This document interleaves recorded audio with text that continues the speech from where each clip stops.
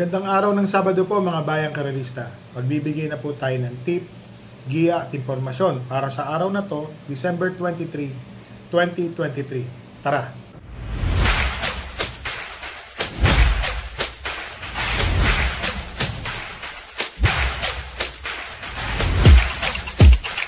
Mga bayang karerista, nalalapit na po ang Pasko. 2 tulog na lang. Pasko na. So ito po, ang start time po ng karera sa araw ng Sabado ay sa ganap na 1:00 ng hapon. So kung mapapansin nyo po, may kanipisan po ang lineup, pero mahirap. So po, mahirap. Siya nga pala mga bayang karerista. Sa nangyari po sa kabayo natin na si Don't Stop Believin', bumili po ako sa pagkakadala po ni King Flores, which is dati ko po siyang inete, kabisado niya po kung paano ang gagawin niya para alam niyo na kung paano po matalo si Don't Stop Believin'.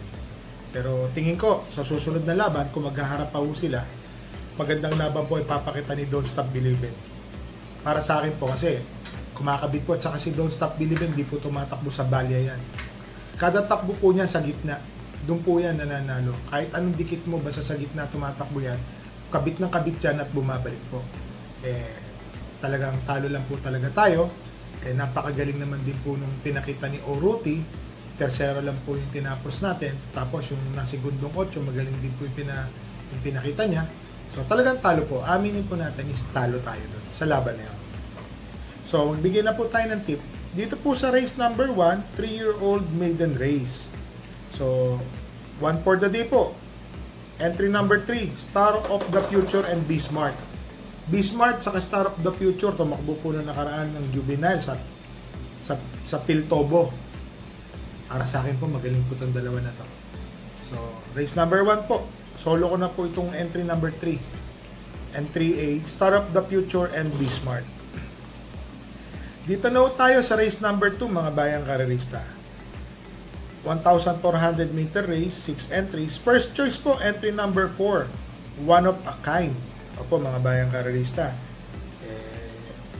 unang-una po, magaganda po ang pinapakita ni One of a Kind mga bayang karerista.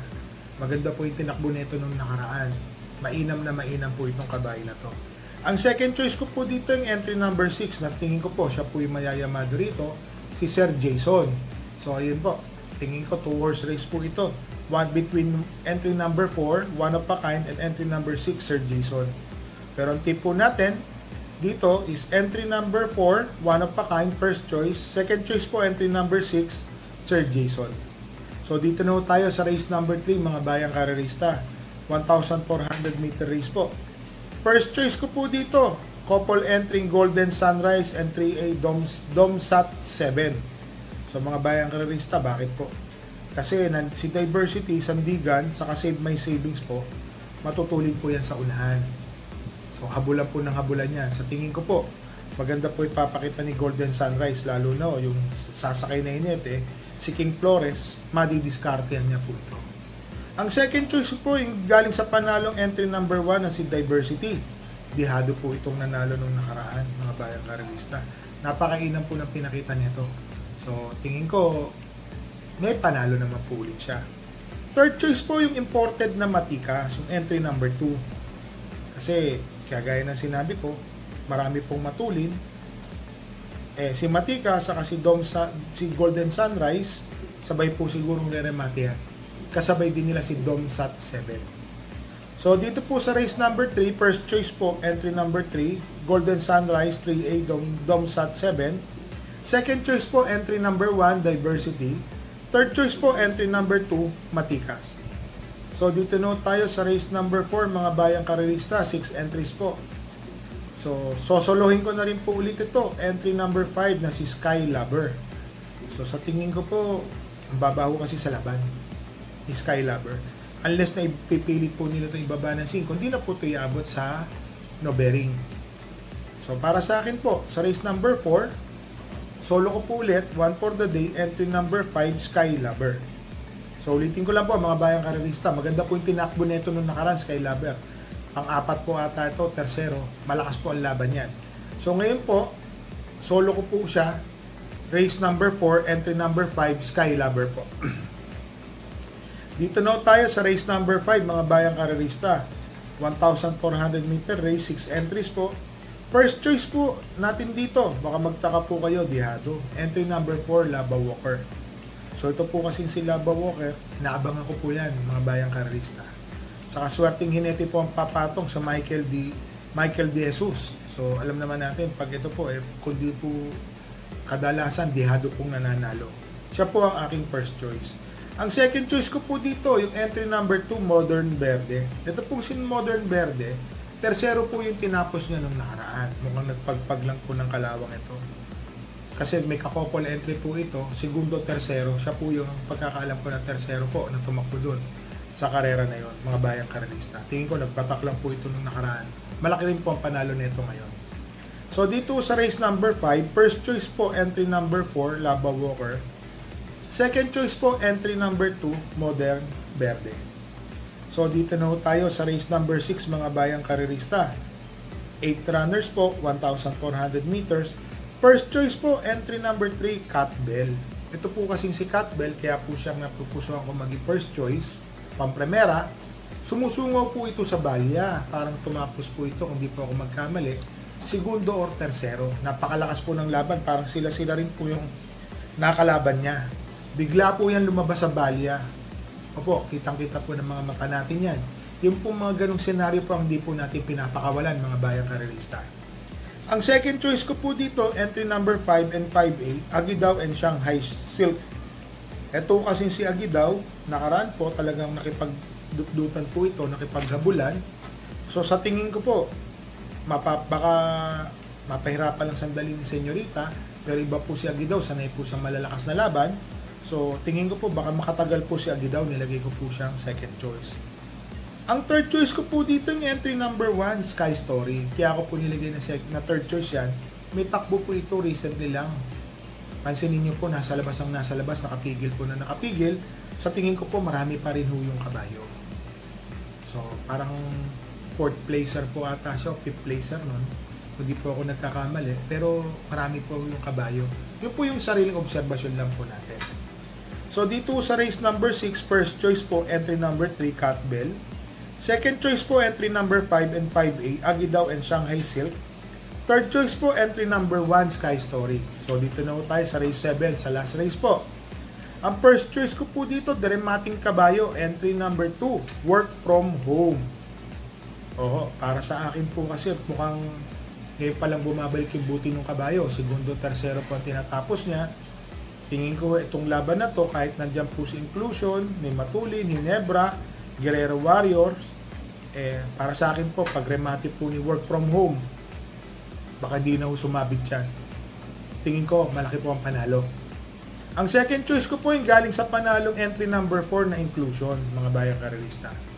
Nanalo po ito ng Dihado. Mainam naman po yung pinakitang tiyempo nito. So sa tingin ko po, yan po ang makakalaban. So mga bayang karerista, ito po, maikwento ko lang. Medyo yung talo natin, talaga masasabi kong talo. Unang-una ho, pagkakatalo po ni Don't Stop Believin', talaga pong talo. Umangat po yung bata, kumukuha ng gitna, nauna na siya, pinilit ng tres, puro kanto, blessing, hindi na ako nakaporma yung bata. So, understandable naman, nangyayari naman sa karera. Lato ng karera, lato ng sugal, may gulangan. So, maintindihan naman natin yung mga bayang karera. Sa buti lang, hindi na-aksidente yung bata. Kasi lahat ng tope ginawa. So, kasama po sa karera yan. Wala po tayong sama ng loob kahit kanino, ganun po talaga ang sugal. Kung natalo po kayo, tingin nyo po, mas malaki po ang natalo sa akin sa laban na yun. Tapos yung nangyari naman po kay Bonnie Avenue, napakagaling po ng panalo mga bayang karerista ni Malibu Bell, which is nagulat din po kami. Napakainam pa talaga ng kabayo na yun. Totoo pala yung chismis sa kabayo na noon pa. Wild lang po yung kabayo, pagka lumabas, lumundang, magaling na kabayo. So wala po tayong masasabing masama dahil swerting kwadra, magaling na kabayo, magaling ang hinete. Yung pagkakatalo naman ni Bonnie Avenue, talaga pong nilalapit ng nilalapit, layo naman ang layo. Kumukuha ho tayo ng kwarto pwesto, quinto kwarto. Dikit naman tayo sa segundo, tersero. Yun nga lang ho, tingin ko, baka si kabayo dahil dalawang takbo po na panalo, posibleng pagod na rin naman po. Ganun mo po talaga ang karera. May napapagod. Kaya ngayon po, di ko po sinali si Bonnie. sa December or January, December 31 or January na lang, ganun po talaga. Tapos yung last race po natin na si inclusion, naku po, masakit na ang inclusion, I mean si Tifosi, sumasakit na ang ulo ko. Mukhang magaling lang po ata ito ngayon sa mga trangko-trangko. So yun po, kayo na pong bahala umintindi dyan kasi alam ko naman, nakikita nyo naman na palabas, kaya lang talagang talo. Hindi po nawawala sa karera yan dahil nagsusugal tayo. At saka may buhay po yan. Yung mga alaga nating kabayan, may buhay po yan. Pwedeng manalo, pwedeng matalo, pwedeng madisgrasya. Breaks of the game, sa starting gate, may mga nangyayaring gano'n. So pasensya na po. Natalo man tayo kay Don't Stop Believin', pero pagtakbo na itong susunod, kahit sino pa o kalaban yan. Yung pinakita ko po na nagtrangko yan, hindi biro yan. Talagang, ganun talaga. Natatalo, nananalo, ganun po talaga ang karera. So, mga bayang karerista, shoutout lang po tayo. Kay Tricia Omana, kay Tolitz Cardenas ng Pandacan, Manila, kay Mr. Jose Manasan. Happy birthday nga pala kay Reggie Ontal and Rex Ontal. So, kay Mr. Jeje Bitug, kay Mr. Ross Cabinta, saka happy birthday kay Miss Cristina Abiles, December 24. So mga bayang karerista, eto na po, Christmas is just few sleeps away. Ingat po tayo sa pagtaya, konti lang po maghintaya natin. Unahin po natin ang pamilya, na sana ho, yung kabayo natin, ang tatakbo, manalo. So, happy racing po and stay safe.